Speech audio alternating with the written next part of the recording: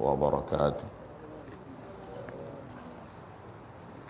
إلى حضرة النبي المصطفى رسول الله صلى الله عليه وسلم، ثم إلى المسلمين والمسلمات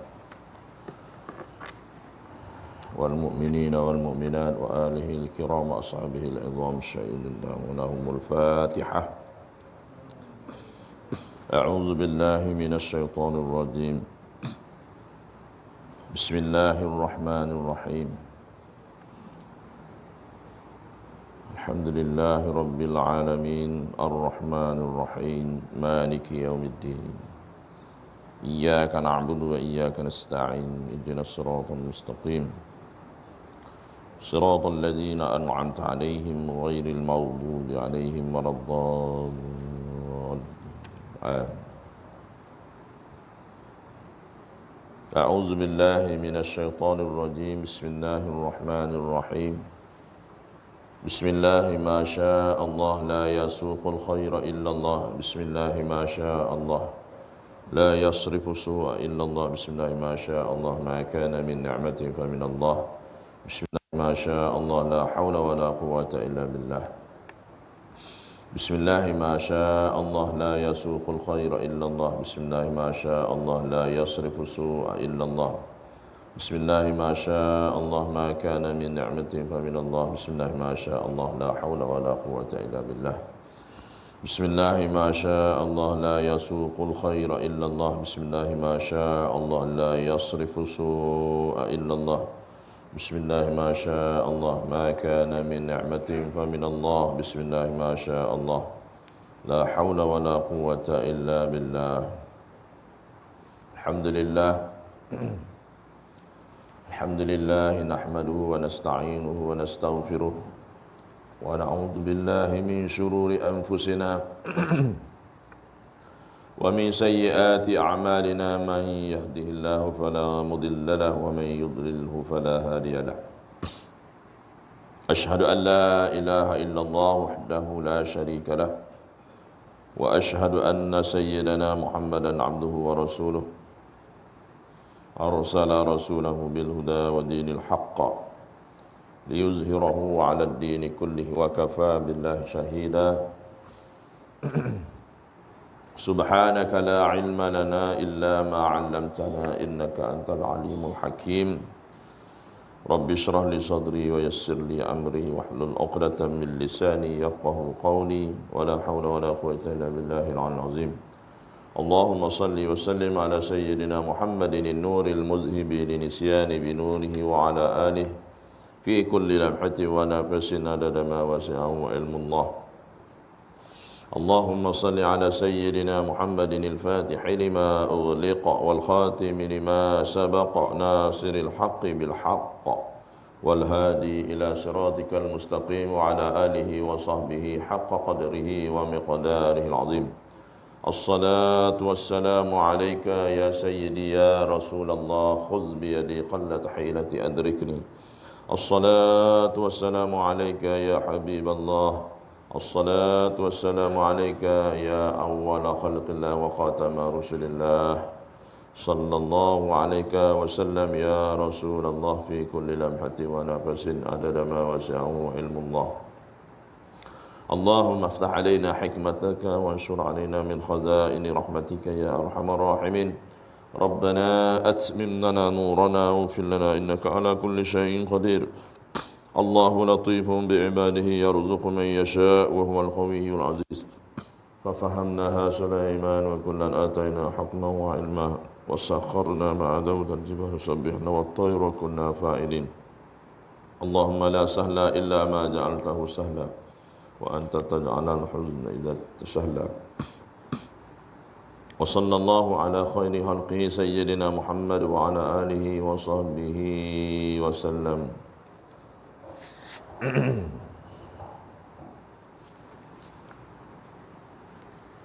قال الله تعالى في القرآن العظيم: أعوذ بالله من الشيطان الرجيم. ومن أحسن قولا ممن دعا إلى الله وعمل صالحا وقال إنني من المسلمين. صدق الله العظيم.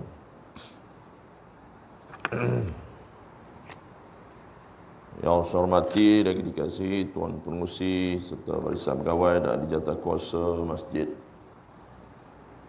Tuan Imam, Tuan Bilal, tuan-tuan dan puan-puan muslimin muslimat sidang jemaah rahimakumullah. Alhamdulillah wa syukurillah. Marilah kita sama-sama merafakkan setinggi kesyukuran pada Allah Subhanahu wa taala di atas berbagai-bagai nikmat yang mana ya Allah kurniakan yang tidak terhitung banyaknya untuk kita hitung.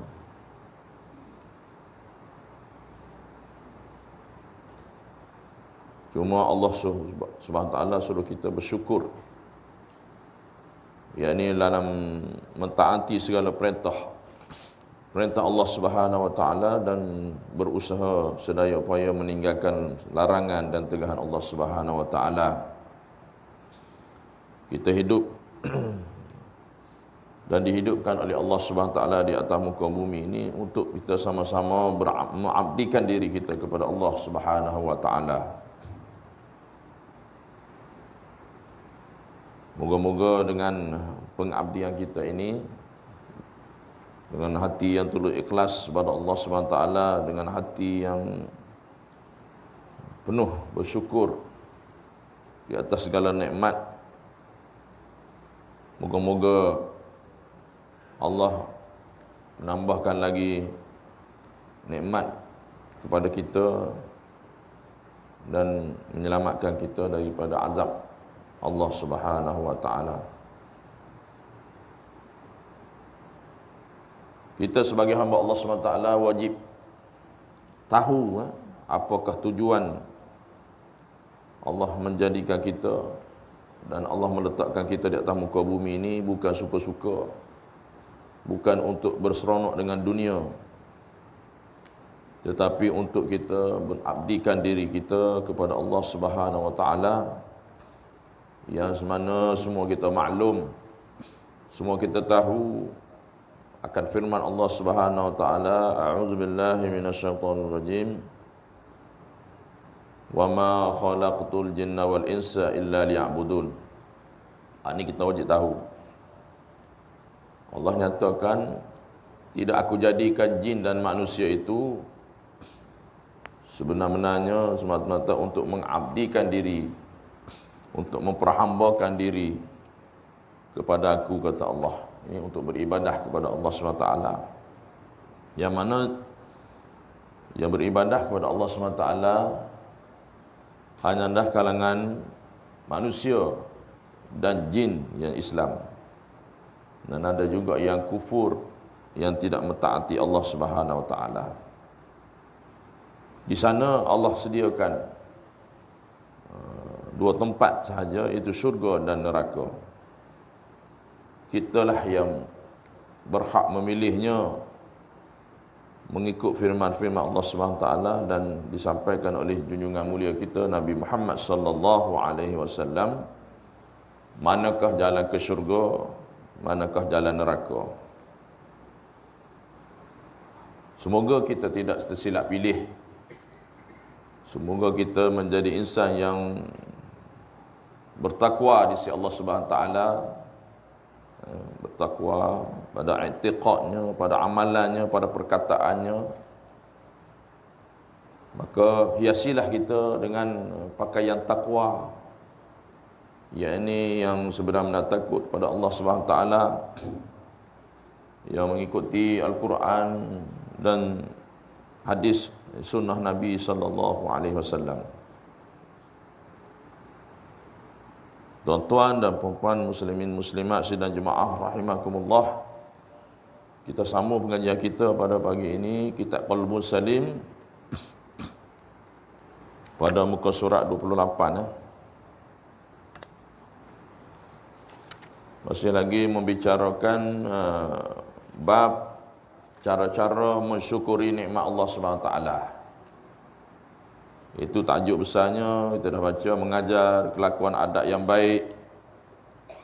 Itu memberitahu Itu membersihkan hati dari segala dosa dan membanyakkan kebaikan, menakutkan. Dan kita sambung hari ini masih lagi membicarakan kupasan pada ayat Allah SWT yang menakutkan ini. Itu innallaha khabirum bima yasna'un. Sesungguhnya Allah SWT Maha mengetahui tentang apa yang mereka kerjakan secara batin seperti mana Dia mengetahui yang zahirnya. Kita sambung situ. Qala musannifu wa nafa'ana bi'ulumihi fid darain amin ya rabbal alamin. Kita tengok pada muka surat 28 baris atas sekali. Dalam ayat ini Allah SWT menakutkan hamba-Nya. Menakutkan ni maknanya memperingatkan kita lah semua. Sebab dalam ayat Quran ni banyak ada cerita tentang ayat-ayat cerita tentang kebaikan, ayat juga ayat suruhan, mengajarkan kebaikan, solat, puasa, ibadat segala-galanya. Dan juga ada ayat larangan, larangan judi, minum arak dan sebagainya. Ada berbentuk ayat larangan dan suruhan. Ada juga ayat-ayat yang mutasyabihat, ayat yang kesamaran perlu ditakwilkan. Ada juga ayat dia ayat muhkamat, ayat muhkam, ayat mengenai hukum. Banyaklah dalam Quran cerita tentang kisah-kisah para nabi, kisah alam kubur, ada kiamat, syurga, neraka. Jadi kita tengok apakah yang dikatakan firman Allah yang disebut di sini yang menakutkan hamba-Nya. Ada beberapa perkara. Yang pertama, jika perbuatan hamba itu baik, maka Allah SWT akan membalasnya dengan pahala. Ini berbentuk kebaikan. Itu kebaikan dan syurga. Jika perbuatan hamba kita ni buat baik, maka Allah akan membalasnya dengan pahala. Buat amal kebajikan, buat kebaikan, kebahagiaan dan syurga dijanjikan. Jadi apa yang perlu kita lakukan amal ibadat kita, semua satu sekali semata-mata mengikhlaskan kepada Allah SWT. Niat hanya semata-mata kerana Allah SWT. Lepas tu niatlah pahala dan sebagainya. Sebab kalau niat kita berkait dengan Allah SWT, nak dapat pahala contohnya, nak syurga contohnya, setelah kita niat ikhlas mata kerana Allah SWT, masih ada dalam ruang lingkup ikhlas beribadat kerana Allah, kerana apa yang dijanjikan oleh Allah SWT, maka dia masih lagi tidak mensyirikkan Allah SWT. Tapi kalau amal ibadat kita, di samping kita beribadat kepada Allah SWT, dalam masa yang sama kita nak berkait dengan manusia, nak menunjuk dengan manusia, nak dapat meraih daripada manusia, ini syirik lah. Sebab kita di samping kita beribadat kepada Allah SWT, dalam masa sama nak tunjuk kepada manusia, ini syirik lah. Bercampur aduk dengan makhluk. Okay? Baik, kita tengok huraian syurga itu, faedah nota kaki 59 tu menceritakan, menghuraikan sedikit tentang faedah syurga tu. Ciri-ciri orang yang ingin dekat kepada Allah SWT dan negeri akhirat. Ada ciri-ciri dia, tuan-tuan. Ada tanda-tanda dia. Ya? Banyak tanda-tanda orang beriman, tanda-tanda orang munafik contohnya kan. Yang mana kita semua tahu kan. Nabi sebut dalam hadis ciri-ciri orang munafik itu ada 3 . Apabila dia bercakap dia bohong, apabila dia berjanji dia mukir janji, apabila dia diberi amanah dia ingkar amanah. Lepas tu kata ulama, kalau kita tak mampu bercakap benar, jangan bercakap bohong. Kalau kita tidak mampu menunaikan janji, jangan buat janji. Kalau kita tidak mampu menunaikan amanah, itu amanah kita dengan Allah, amanah kita dengan Nabi, amanah kita dengan apa-apa yang kita adalah jawatan. Kalau kita tidak mampu menunaikan amanah, itu tanggungjawab. amanah kita, maka jangan menerima jawatan. Itu pada bahasa mudah. Kerana disebut tanggungjawab. Apa yang kita tanggung, tak kira lah sama ada jawatan besar atau jawatan kecil. Masa dalam rumah tangga kita tanggungjawab. Isteri, suami tanggungjawab, semua tanggungjawab. Bila sebut tanggungjawab, apa yang kita tanggung sekarang ni akan kita jawab. Itu maksud pada mudah nak faham. Apa yang kita tanggung, itulah yang kita jawab di hadapan Allah Subhanahu Wa Taala di akhirat nanti. Jadi kalau kita 3 perkara tadi kita langgar, maka kata Nabi, ini jelas tanda-tanda orang munafik. Kita tengok hari ni tuan-tuan berapa ramai yang gila jawatan itu, gila jawatan ni. Apabila menerima jawatan, dia langgar amanah. Dia hanya buat kerja kerana jawatan. Itu satu hal lah. Kalau buat kerja, kalau tak buat kerja, dia sudah langgar amanah. Amanah dia dengan Allah, amanah dengan Nabi, amanah dengan masyarakat dan sebagainya. Kan? Itu kata tu. Kalau melanggar amanah, janji bohong, cakap bohong, janji nipu, maka 3 perkara ini jelas ciri-ciri ataupun tanda-tanda orang munafik. Ada tuan-tuan bukan orang biasa, yang ilmuan agama pun ada juga, ya, tak kira siapa dia lah, berbohong demi nak menjaga hati seseorang itu, sanggup dia berbohong, kan? Maknanya seolah-olah dia nak menjaga hati manusia, dalam masa sama dia durhaka kepada Allah Subhanahu Wa Taala. Dia sanggup berbohong. Contoh kan. Kita tengok sini, antara ciri-ciri orang yang memiliki keinginan untuk dekat kepada Allah Subhanahu Wa Taala dan negeri akhirat ialah tidak mendengar suatu fadilat. Ini fadilat, keutamaan, fadilah atau kelebihan atau amal baik yang boleh menjadikan dirinya dekat dengan Allah Subhanahu Taala dan negeri akhirat. Ini contoh. Mana bahasa mudahnya, orang jalan orang nak kepada Allah dengan akhirat, mana dia tidak berkira lah diri dia dengan Allah SWT. Itu pada mudah. Dia tidak berkira lah dengan Allah SWT. Dia tidak berkira lah dalam ibadah. Okay? Ni kadang-kadang kita ni berkira dengan Allah SWT. Assalamualaikum, Assalamualaikum, tak ada doa, tak ada zikir, cuih balik. Tadi saya datang lewat, saya tengok jemaah kita ada seorang dua, bila imam bagi salat Assalamualaikum, Assalamualaikum, dia pun terus ribah ke belakang, terus balik. Zikir tak, doa pun tidak. Ini bukan nak menghukum tuan-tuan, nak cerita sombongnya kita dengan Allah. Cukup dah nak zikir, nak doa dengan Allah sikit. Tak tahulah tuan-tuan. Sepatutnya solat berjamaah, ini adabnya, dalam bab adab lah. Patutnya solat berjamaah, adab dia jangan ubah kedudukan sehingga imam ubah kedudukan. Dia panggil qudwah, ikutan kita makmum dengan imam tu, berzikir sama-sama, berdoa sama-sama.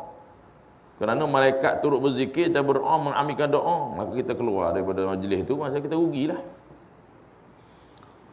Adakah cukup kita, orang kata kita ni sebagai hamba Allah SWT, adakah cukup hanya menunaikan solat sahaja? Tak cukup tuan-tuan. Berzikir, berdoa, banyak lagi lah, baca Quran dan sebagainya, contoh.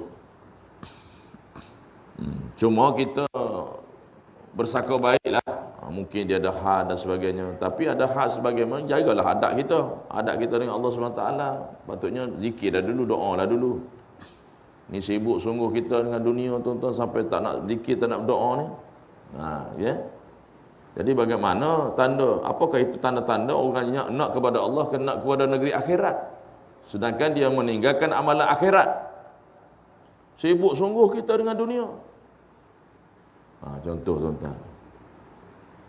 Melainkan dia akan berusaha dengan bersungguh-sungguh secepat mungkin dan menggunakan seluruh tenaga untuk mendapatkannya. Ini mana dapat akhirat? Kena, maknanya ni mahalnya, nilainya akhirat esok ni. Syurga tu utamanya. Jadi mahal syurga ni untuk orang yang termahal di dunia ni.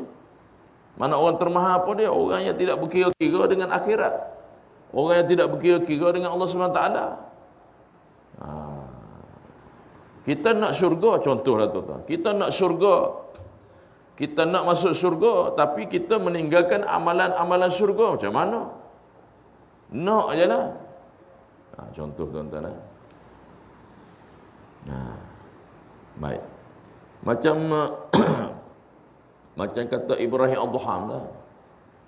Seorang ulama besar di kota Basrah tu, dia kata ada beberapa perkara yang mana Allah tak terima amalan kita, tak terima doa kita. Antaranya, kita yakin bahawa mati itu benar, tapi kita tidak buat persiapan untuk menghadapi mati. Contoh, ada 10 perkara kan. Semua tuan-tuan tahu, di kaca TV pun ada. Kamu mengaku bahawa azab kubur itu benar, tapi kamu tidak buat amalan-amalan untuk melepaskan diri kamu daripada azab kubur. Contoh, kamu mengetahui bahawa neraka itu benar, tapi kamu tidak buat persiapan untuk mengelakkan diri kamu dari neraka. Contoh. Cuma kita mengaku lah. Contoh, kita ni banyak mengaku je. Mengaku hamba Allah. Kita ni mengaku hamba Allah, tapi amal-amalan untuk dekat dengan Allah tak ada. Kita ni mengaku umat Nabi Muhammad sallallahu alaihi wasallam, tapi amalan-amalan sunnah Nabi, apa yang Nabi buat kita tak buat, tak buat. Tu pun ada sebahagian asatizah di luar sana yang mengatakan bahawa ni geng-geng Wahabi dah tuan-tuan nak cakap. Dia kata pakai serban tu bukan sunnah, dia kata. Na'udzubillah min zalik. Dia kata pakai serban tu bukan sunnah. Dia kata pakai serban tu budaya orang Arab. Kita tanya balik. Kan Nabi sebut dalam hadis, apa yang Nabi buat, percakapan Nabi, gerak dia Nabi, apa yang Nabi buat itu sunnah. Apabila kita ikut apa yang Nabi buat itu, kita ikut sunnah. Dia tak boleh jawab. Tak kira lah. Apa yang Nabi buat itu sunnah. Nabi pakai serban tak? Nabi pakai serban. Mana sunnah? Ada pula dia kata pakai serban itu bukan sunnah. Itu budaya orang Arab. Ini pening tuan-tuan. Ada ramai pun ikut dia tu. Contoh tuan-tuan. Jadi kita dah tahu dah bagaimana nikmatnya syurga, bagaimana dahsyatnya neraka. Jadi kita sebagai orang yang beriman kepada Allah SWT berusaha bersungguh-sungguh untuk mendapatkan syurga tu, dan berusaha sungguh-sungguh menjauhkan diri daripada neraka. Apapun itu semua dengan pertolongan Allah, dengan izin Allah SWT. Yang pertama sekali kita minta dengan Allah, kerana Allah yang memilikinya. Baik. Contoh lagi, dia akan berusaha mengamalkan fadilat-fadilat ataupun kelebihan-kelebihan ataupun sunat-sunat yang dia dengar walaupun hanya sekali seumur hidup. Sesungguhnya buah ilmu itu adalah amalan. Nampak tu? Jadi kata Syekh, kita ni sebagai hamba Allah SWT berusaha sedaya upaya dalam melaksanakan tanggungjawab kefarduan kita kepada Allah SWT. Tak cukup itu, maka kita tambah dengan amalan-amalan sunat, zikir-zikir, baca Quran dan sebagainya. Setelah kita amalkan, setelah kita mendapat ilmu tu, mutiara-mutiara ilmu yang disampaikan oleh syekh-syekh, oleh tuan-tuan guru untuk amalkan, maka hiduplah kita dengan amalan. Maka dia kata sesungguhnya buah ilmu itu amalan. Bermakna bila ilmu diamalkan, maka dia akan jadi bertambah baik gitu. Kalau ilmu tak amalkan, tak ada. Berarti dia katakan buah ilmu itu adalah amalan. Beramal tanpa ilmu maka sia-sia.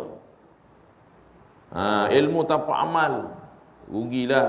Kalau berilmu tanpa amalan, bahasa mudah kitanya, contoh ikan itu hidup di dalam air. Ikan itu hidup memerlukan air. Tidak cerita bak roh lah. Bak roh hidup tu Allah SWT. Ceritanya hidupnya ikan itu bergantung kepada air. Hidupnya rohani kita, jiwa kita bergantung kepada zikir. Maknanya hidup kita berzikir ni, kita menghidupkan jiwa rohani kita tu. Tu, hidup. Kalau tak berzikir, maka roh kita matilah, jiwa kita mati. Walaupun nampak hidup. Itu kata kalam ulama, kalam sufi. Baik, ini kita dalam milah al-alwar al-lami'ah. Koskat 330. Okay? Baik, kita tengok lagi. Faedah. Tambahan pengarang. 6 perkara menunjuk ke syurga. Walaupun kita banyak, ada kitab. Ada kitab banyak, jalan-jalan menuju ke syurga banyak. Saya ada kitab tu. Amalan-amalan menuju ke syurga. Banyak kitab saya ada kat rumah tu. Syekh banyak. Bermula daripada kalimah la ilaha illallah. Itu kalimah la ilaha illallah itu salah satu kunci jalan ke syurga. Banyaklah. Ini dia bagi di sini 6 perkara petunjuk menuju ke syurga. Sayyidina Ali bin Abi Talib.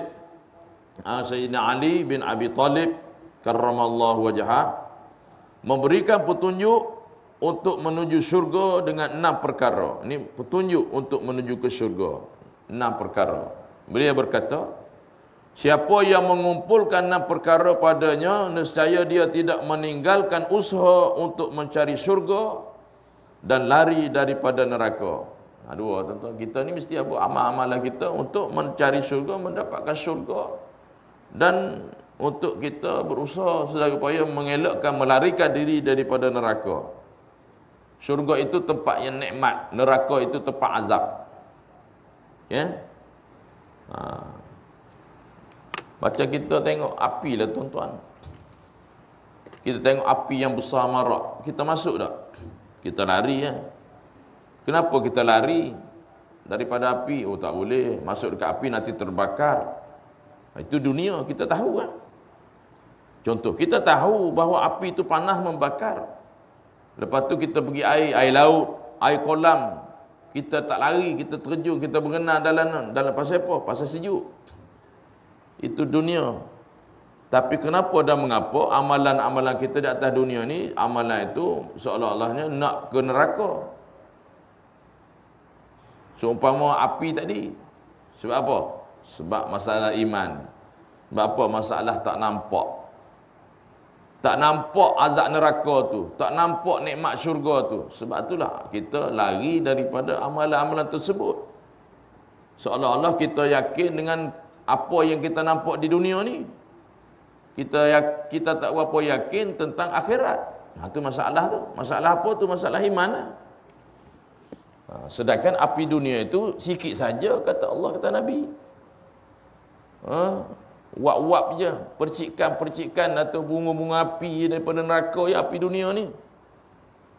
Api yang sebenarnya yang dahsyat ni akhirat tu, api neraka. Nikmat yang sebenarnya ialah nikmat syurga.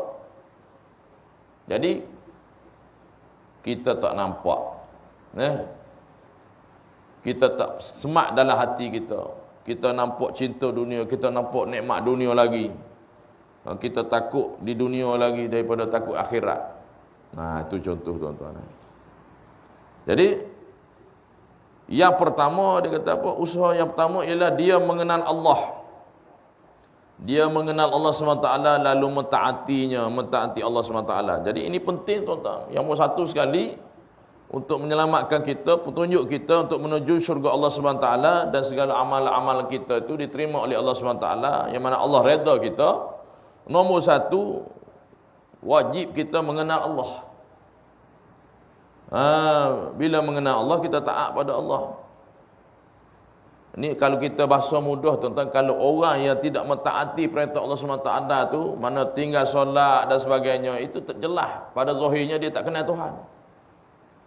Kalau orang yang benar-benar kenal Tuhan, dia tak akan durhaka pada Allah. Dia tak akan tinggal semayang. Dia tidak akan dedah aurat. Kerana apa? Itu perintah Allah. Contoh. Ini orang benar-benar kenal. Tapi setakat mengaku dia kenal Tuhan, tapi langgar perintah Allah, tak semayang, neraka sakar lah tempat dia. Jadi bagaimana nak mengenal Allah? Mengenal akan sifat-sifat Allah. Mengenal akan af'al Allah, perbuatan Allah. Zat, cuma kita beriktikad bahawa Allah itu ada, diri Allah itu ada. Zat Allah itu tidak berjisim, berjirim, tak boleh dipegang. Yakin Allah itu ada. berdalilkan akal kita bahawa alam ini ada, maka mustahil alam ini ada dengan sendiri kalau tidak ada yang menjadikannya, iaitu Allah. Cara macam tu sahaja untuk mengenal zat Allah. Kita tak boleh cari zat Allah seperti mana kita kenal kawan kita, Allah itu ada hidung, ada tangan. Tidak, Allah tidak demikian. Tapi ada juga yang sebelah sana tu mengatakan Allah itu ada tangan. Mustahil Allah itu tak ada tangan, kerana Allah menjadikan alam ini seolah-olah pada pemikiran mereka Allah menjadikan alam ini dengan tangan, seperti mana tangan kita ni. Na'udzubillah min zalik. Ini orang yang jahil sifat 20. Dia menjisimkan Allah. Dia mentakwilkan ayat-ayat mutasyabihah ikut yang zahir saja. Ini bahaya tu. Menyamakan zat Allah tu dengan makhluk, menjisim. Mana ini antara orang yang sesat lah. Ni. Sedangkan banyak ayat Quran mengatakan Allah itu tidak sama. Laisa kamitsli syai'un. Bersalahan Allah SWT itu dengan makhluk pada zatnya, pada sifatnya, pada af'alnya. Tiba-tiba dia hurai, dia kata Allah itu ada tangan, ada kaki. Tu tengok dalam Quran, tu dia.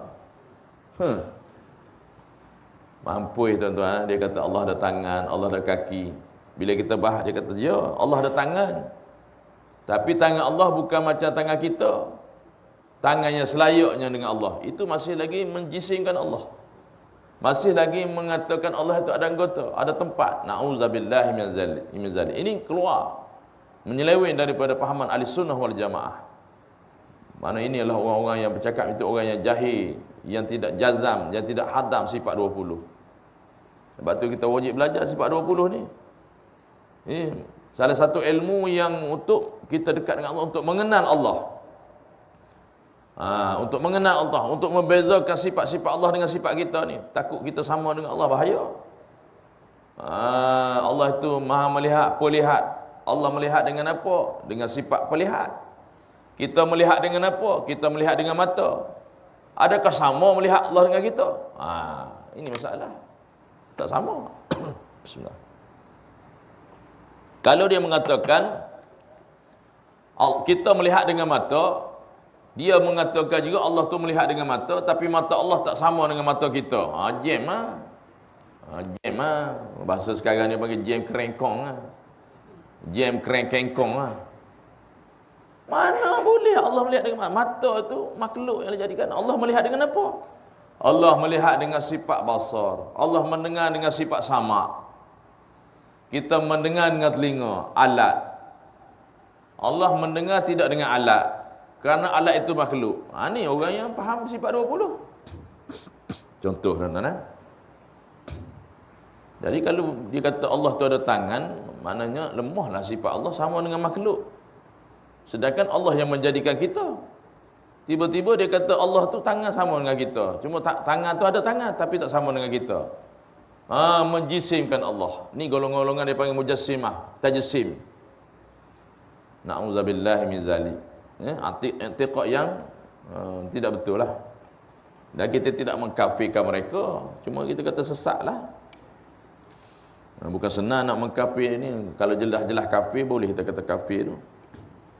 Kalau dia kata Allah tu bertubuh, berjisi, bertangan tu, bahaya tu. Rosak akidah tu. Jadi apabila kita kenal Allah, siapa Allah?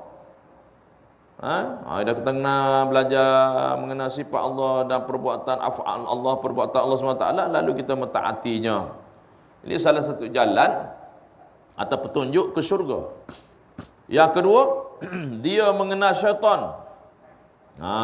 Kita kenal syaitan, lalu menderhakainya, tidak mengikut telunjuknya. Macam saya sebut tadi lah. Jadi kita pun kena kenal syaitan. Ada kitab banyak cerita tentang syaitan.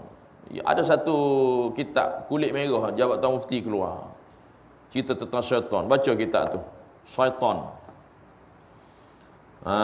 Kita kena tahu Tuhan kita kena tahu musuh kita yang utama itu syaitan. Apa nama syaitan? Jin syaitan. Kita kena tahu jin tu ada yang Islam, ada yang kafir. Syaitan tu tidak ada Islam. Syaitan tu, iblis tu jahat. Dia tidak beriman kepada Allah. Kita kena tahu siapa kawan syaitan, apa nama syaitan, apa tempat tinggal syaitan. siapa nama-nama anak syaitan dan sebagainya. Sekurang-kurangnya ada ilmu sedikit tentang syaitan. Ni macam tentera lah tuan-tuan, tentera masuk askar, masuk tentera, pasti dia tahu siapa musuh dia. Siapa musuh, kita belajar musuh. Kalau dulu tentera tu lawan dengan komunis. Tahu komunis tak apa macam mana, pakaian komunis macam mana, pengenalan dia macam mana, topi macam mana, bintang 3 tu sebagainya, kan? Kalau tak kenal musuh, silat-silat hari bulan boleh tembak kawan sendiri. Contoh. Sama lah syaitan. Macam saya kata tadilah, kita kata syaitan musuh kita, tetapi kita berkawan dengan syaitan. Jadi syaitan ni musuh kita, mana kita perlu menderhakai dia, mana kita mengikut telunjuk dia. Syaitan ni ada bisikan-bisikan yang jahat, mengajak kita kepada durhaka pada Allah SWT. Bisikan ni banyak dalam daripada kita, tuan-tuan. Ada bisikan Allah, bisikan malaikat, bisikan syaitan. Kalau kita belajar menghalusi dari ilmu tasawuf ni, ada 4 bisikan dalam diri kita, tuan-tuan. Yang pertama bisikan Allah, yang kedua bisikan malaikat, yang ketiganya bisikan syaitan, yang keempatnya bisikan nafsu syahwat kita. Ada 4 tu. Ni perlu kupas satu-satu lah. Yang ketiganya dia mengenal kebenaran. Kita ni tahu kebenaran, lalu kita ikut kebenaran tu, tahu ni jalan yang benar, jalan yang lurus. Kita semayang tiap waktu, ihdinas siratal mustaqim, ya Allah tunjukkan kami jalan yang lurus. Jalan yang lurus macam mana? Bukan jalan yang lurus jalan lebuh raya tu. Jalan yang lurus ni jalan hidayah, jalan kebenaran menuju Allah SWT, menuju ke syurga. Itu jalan kebenaran, jalan yang mana kita tidak berada di atas jalan maksiat, di atas jalan durhaka kepada Allah Subhanahu wa taala. Ini jalan yang benar. Kita duk minta tiap kali sembahyang tu, ihdinas siratal mustaqim, ihdinas siratal mustaqim. Faham tak apa kita minta tu? Tunjukkanlah kami jalan yang lurus, jalan yang benar, jalan bukan jalan sesat. Waladdallin tu yang sesat tu siapa? Jalan orang sesat apa dia tu? Allah sebut dalam Quran tu, jalan Yahudi dan Nasrani tu jalan sesat tu. Jadi kita tengok dalam tafsir, waladdallin tu disebutkan jalan yang sesat apa dia tu? Jalan orang Yahudi dan Nasrani. Sebab tu hari ni kita nak takwil Quran ni macam-macam kita dengar sekarang ni menjadi viral kat Malaysia ni. Ada seorang ustaz dan ustazah tu minum susu lebih, mata rabun. Patut dia pakai spek mata, minum susu lebih. Tak tahu susu apa dia minumnya. Pening tuan-tuan tu. Dengan Ustaz Aziz Idrus dia marah, dengan Amin Idris pun dia nak saman, dengan Ustaz Perlih tu, Timbalan Mufti Wilayah pun dia marah. Ni ustazah, ustaz apa ni? Minum susu kutu, duk main peralihan. Tengok orang duk minum susu anak dia. Tengok kutu, ada kutu di atas kepala. Duk main kat orang Sebab dia cakap pelik. Mulanya dia kata apa? Banyak dia menyakiti orang Islam, tuan-tuan. Mana-mana suami yang bersalin dengan doktor lelaki dayus. Na'udzubillah, mana saya pernah isteri beranak dengan lelaki, doktor lelaki dayuh kita. Dayuh apa mana dayuh tu? Dayuh Nabi sebut dalam hadis, lelaki-lelaki yang dayuh ni tak masuk syurga, tuan-tuan. Menghukumkan dia. Makan ubat tahan sakit masuk neraka. Makan ubat sakit masuk neraka kita. Pening, tuan-tuan. Ni orang yang bahaya ni bercakap ni. Dia sebut kitab tu. Dia ingat dia seorang baca kitab Tibun Nawawi. Saya ada kitab Tibun Nawawi, perubatan sunnah Nabi tu. Memang baca kitab, tapi muhurai tu ke laut pergi je. Tafsir Al-Quran tu, wal fitnatu asyaddu minal qatl. Orang yang buat fitnah tu semua. Fitnah tu, nak tafsir tu banyak tu. Fitnah tu banyak tu. Ujian, cubaan, musibah tu banyak tu. Bukan jangan.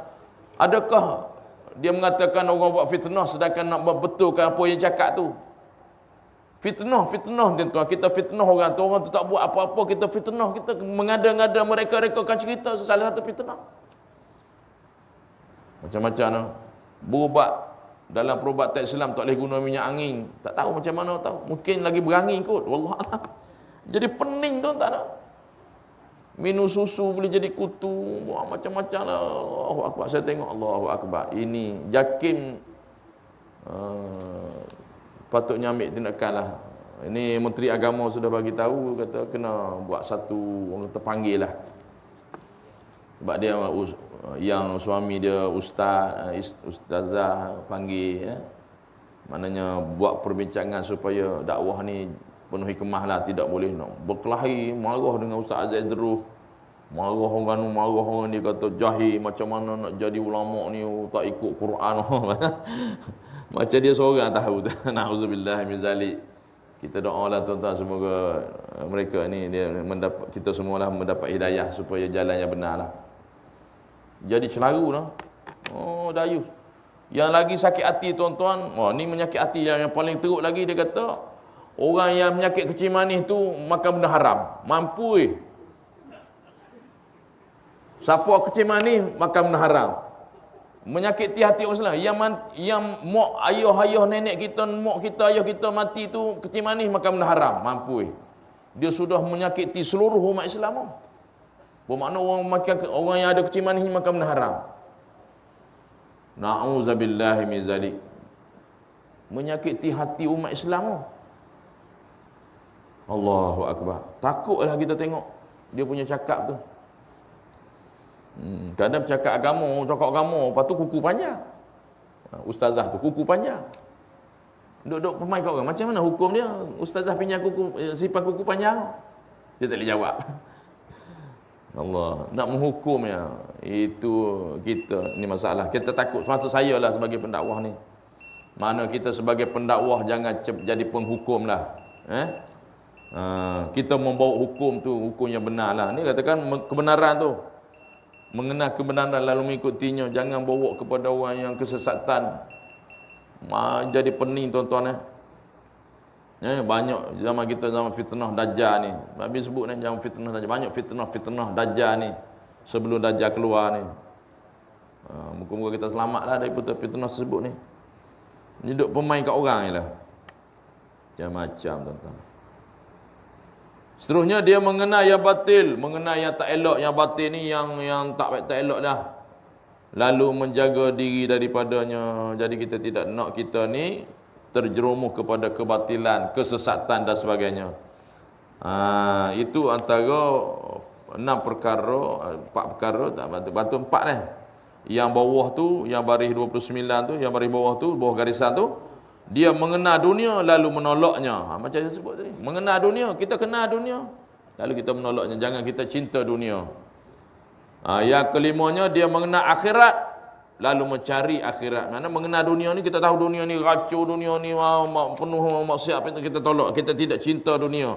Dunia ni hanya untuk peladangan akhirat. Dunia ni kita hidup ni untuk mencari ilmu, untuk kita mengumpulkan dana akhirat.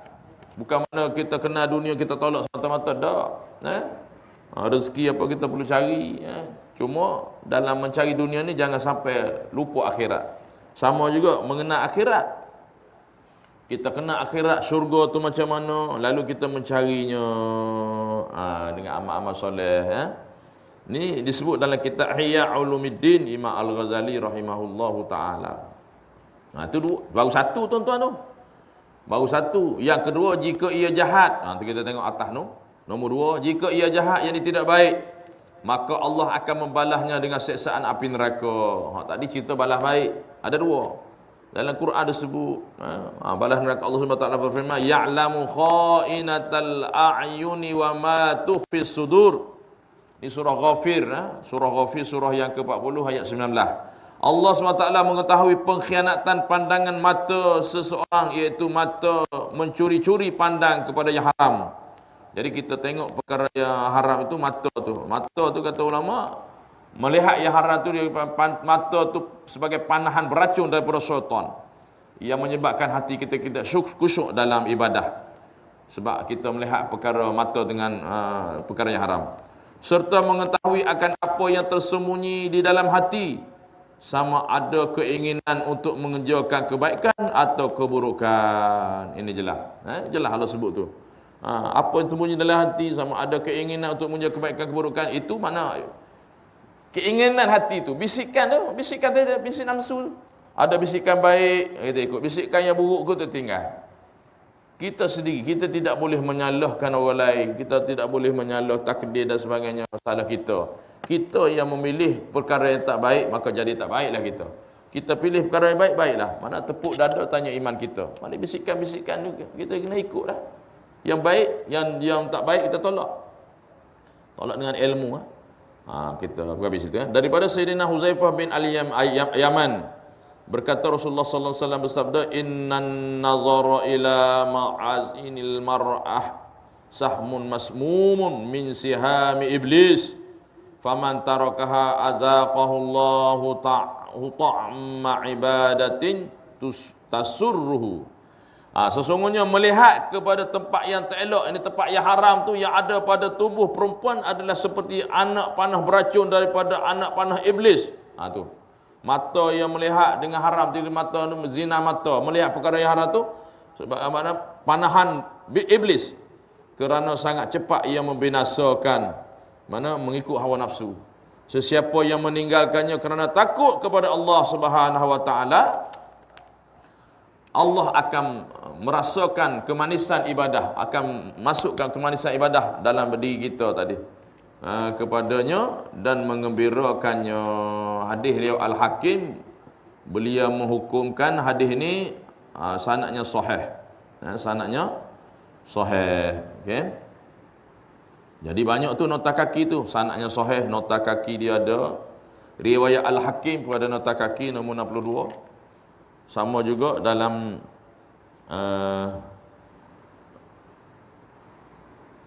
yang nota kaki nombor 60 tu pun ada dah. Pun ada. Dia kata sahabat Nabi tu. Sahabat Nabi tu maksudnya apa dia tu?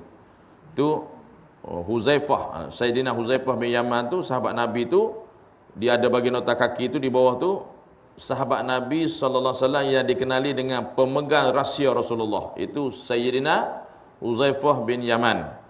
Dilahirkan di Madinah, ikut serta hampir setiap peperangan kecuali perang Badar.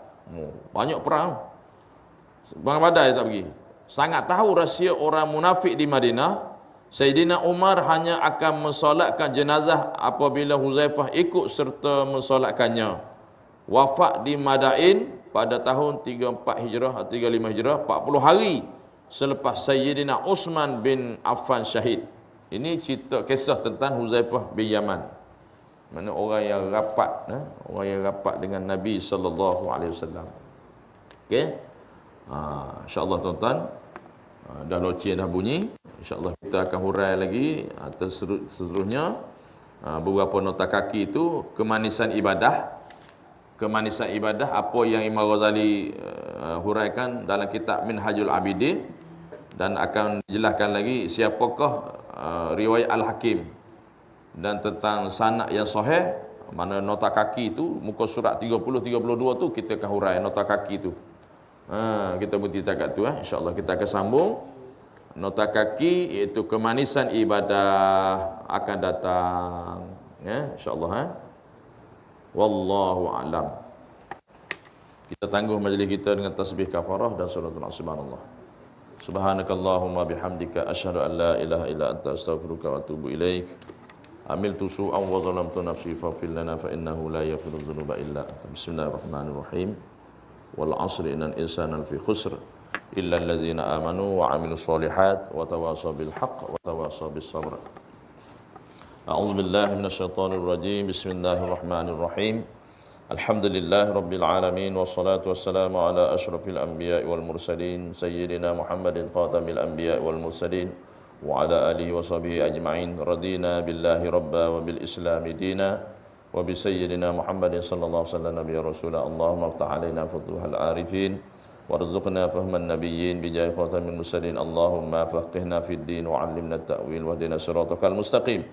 Allahumma arinal haqqa haqqan warzuqna ittiba'ah wa arinal batila batilan warzuqna ijtinabah. Allahumma ij'al jam'ana hadza jam'an marhuma wa tafarruqana min ba'di tafarruqan ma'suma. Sallallahu alaihi wasallam Muhammad wa ala alihi wa sahbihi fi kulli lamhatin wa nafasin wa ilmuka amin ya rabbal alamin. Taqabbalallahu minna wa minkum taqabbal ya karim. Hadza bil taufiq wal hidayah. Assalamualaikum warahmatullahi wabarakatuh.